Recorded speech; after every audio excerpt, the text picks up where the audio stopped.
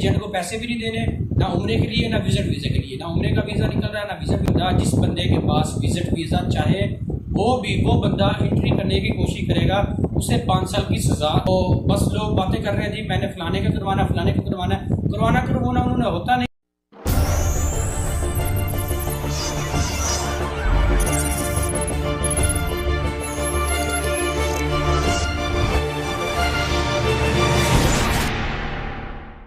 अस्सलाम वालेकुम मोअज़्ज़ज़ नाज़रीन, आपका मेज़बान अज़हर सलीम आपकी खिदमत में हाजिर है और आप देख रहे हैं अपना प्यारा पाकिस्तान। अपना प्यारा पाकिस्तान के मोअज़्ज़ज़ नाज़रीन, जैसा कि आप लोगों को पता है कि आजकल सऊदी अरब के वीज़ा के हवाले से काफ़ी इंफॉर्मेशन, काफ़ी वीडियोज़ यूट्यूब पर आ रही हैं और जिसकी वजह से काफ़ी लोग जो है ना वो डबल माइंडेड हो चुके हैं। मुझसे भी काफ़ी दोस्तों ने सवाल किया है कि ये सऊदी अरब के जो वीज़े हैं उनका क्या मसला है, आज़ाद वीज़े बंद हुए हैं। अब तो आज़ाद वीज़ा खैर होता नहीं है, तो जो वर्क वीज़ा है वो बंद हुआ है या इसके अलावा विजिट वीज़ा उनका कौन सा वीज़ा बंद हुआ है। तो आप लोगों को मैं उसकी एक छोटी सी जो है ना एक वजाहत कर देता हूँ, आपको बता देता हूँ कि सऊदी अरब ने कौन से वीज़े बंद किए हैं, क्यों किए हैं। और अगर आप जो वीज़े बैन है, बंद है, उन वीज़ाज़ के ऊपर अगर आप जाते हैं, चाहे ऑलरेडी आपके पास वो वीज़ा है, तो आपको क्या जुर्माना हो सकता है और सऊदी हुकूमत ने क्या ऐलान किया है।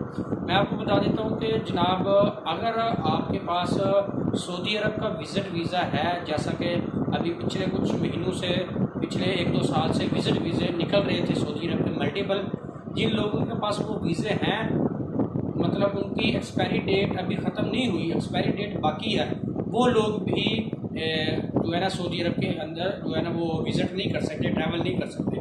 उसकी जो मेन वजह है वो ये है कि हज के लिए उन्होंने बैन लगा दिया है कि जो लोग अब जाएंगे ना वो वहाँ जाके कोशिश करेंगे हम हज करेंगे। तो उन्होंने कहा जी हज के ऊपर हमने मखसूस जो है ना वो लिमिट रखी है कि इतने बंदे जो है ना वो हज कर सकते हैं, इतने बंदों का इंतज़ाम है। तो इस तरह लोग हज के दिनों में चले जाते हैं विज़िट वीज़ा लेके या उम्रे का वीज़ा लेके, फिर वो उसी चक्रों में जो है ना उसी वीज़े के बेस पे वो हज भी कर लेते हैं। तो इसलिए उन्होंने बैन कर दिया है कि जिन लोगों के पास विज़िट वीज़ा की डेट अभी चाहे बाकी है, उन लोगों को भी एंट्री नहीं मिलेगी। अगर कोई इस तरह का वो बंदा एंट्री करने की कोशिश करेगा, उसे 5 साल की सज़ा जो है ना वो गवर्नमेंट की हुकूमत ने ऐलान किया। इसलिए अगर किसी दोस्त के पास सऊदी अरब का विज़िट वीज़ा है तो वो फिर भी ट्रैवल ना करे, क्योंकि उन्होंने पाबंदी लगा दी है। हाँ, हज के बाद आप लोग ट्रैवल कर सकते हैं, चाहे उम्रे का वीज़ा हो।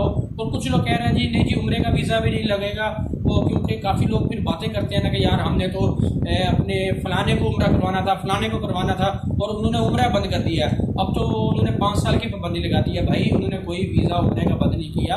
हज के दिनों में हर साल वीज़ा बंद होता है उम्रे का, हज के बाद वो वीज़ा नॉर्मल हो जाता है। तो बस लोग बातें कर रहे हैं जी मैंने फलाने का करवाना, फलाने को करवाना उन्होंने होता नहीं है।